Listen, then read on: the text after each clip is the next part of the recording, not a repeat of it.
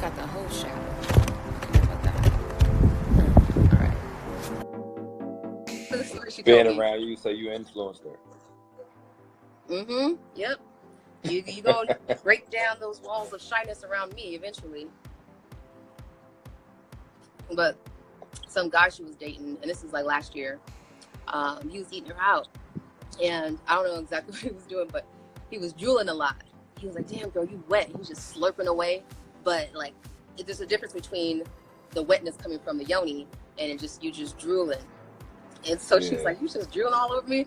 And my sister's a little nice nasty. She's very focused on germs and things like that. So she got disgusted by the fact that he was just drooling all over her pussy and not really doing much with his mouth, just like kind of shit, you know. And right. When that thing happened, you just want it to be over. You're not even enjoying it. It's like, what's next? But the other thing was his breath. She said that his breath was so bad that it left a scent on her. And that's funny because guys always, guys will talk about, you know, pussy smells, so that's why I want to eat it. That's one of the very popular excuses or reasons. And it's just funny that this time his stinky breath made her juices feel stinky. And that's, you know, it's real because mouth has bacteria, mouth has, you know, our scent, our essence, and it flows all the way down through our yoni, our lingam, our genitals.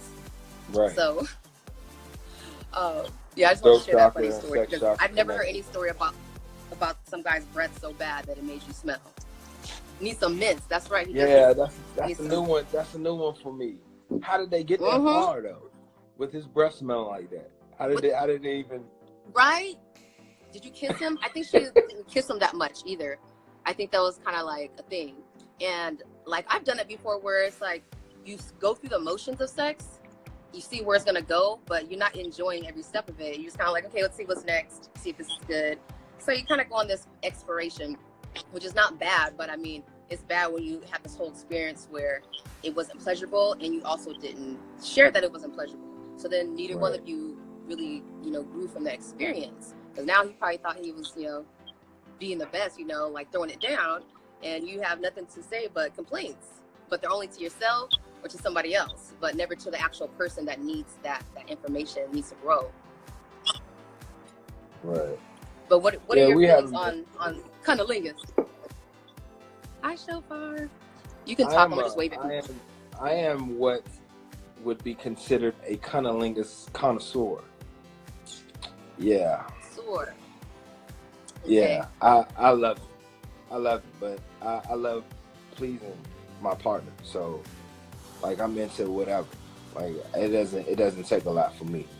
But I will say for the men who don't want to do it, why? Ask yourself why. Like, what's going on there? Do you have some type of hang up? Is there some trauma? Like, what's going on? Because normally, from the men that I know and have interacted with, more than likely we want to please our partner sexually.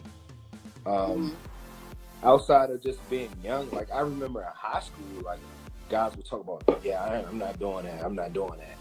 You know, I don't know if they were actually doing it or not, but it was kind of like a thing that you didn't want your friends to know because you didn't want to be embarrassed about it or called out or teased or whatever. But we grown ass men around these parts now, so like right. So that was a thing that wasn't cool to do in high school. Like it wasn't cool for your other guy friends to know that you ate pussy. Right. It wasn't. No.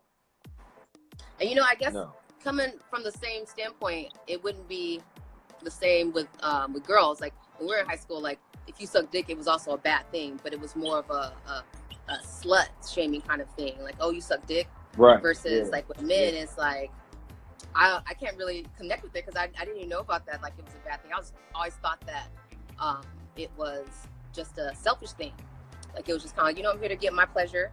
And also the way that we're grown up, the way that we're conditioned is, especially coming from a conservative household, Christian household, you get this mindset that the woman's job is to please the man.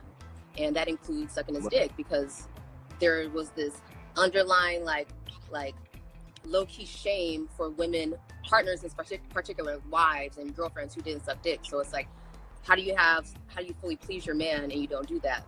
So now it became this prideful thing, like a full woman, you know, a real woman that loves to please her man is going to suck his dick. So instead of it becoming something that was from you that you wanted to do because of how you felt, it was part of your job, which I know, you know, it changes, especially now throughout generations. Like I know my nieces are not going to have that mindset. And it's because of the growth that I've gone through, because of the growth that, you know, the generation before us have gone through. And so we're building upon each other's experiences and being aware of our patterns, which includes doing things that don't feel good to you or being okay with not being reciprocated. And I think that's a deep thing, is that we are okay with not being reciprocated. Yeah, that's complete bullshit. Like, and growth is an amazing thing. Generationally, growing is an amazing thing, because I remember, my generation, we were brought up, whatever was popular at the time, you know, Snoop and all of that. It was like, bitches ain't shit but hoes and tricks. So, you know, you did pretty much just, it was about getting your pleasure. It wasn't about pleasing her at all. I even had a friend who is a friend that's a few years younger than me, and he told me like earlier this year that it was the first time he actually considered whether his partner was being pleased during sex. Like before, he just didn't even really think about it. Like it wasn't even like something that he even thought about. He didn't really care. He was just like, well, I just imagined that she was having as good a time as me, and that was it. Yeah. It was like he it's never an automatic really thing. Yeah. So I mean, but we haven't. It just comes down to what we've been taught, and there's so many taboos around sexuality anyway that we don't really speak openly about a lot of things. So, fellas, eat the pussy. Eat the pussy, and and what are some of the reasons I want you guys to eat the pussy? Right. I want you guys to comment on some of the reasons why you wouldn't, why you don't like it. If you're somebody that doesn't like it, like, let me know. And somebody said, but they want head. That's so true. So the expectation of getting head, and you know, like I said, like as a woman, thinking that it is expected, so I'm going to do it.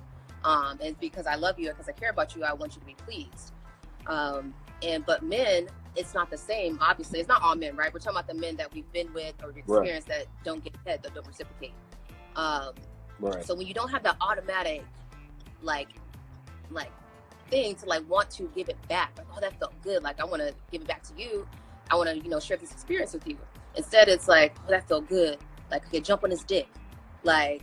And I know that's part of, you know, the culture of growing up and the things we see, examples that we have, and also the lack of expressing. So, you know, now we have a lot more expression with women, and we can see it because we have social media. So now we can see that women are expressing themselves sexually, what I like, what I don't like.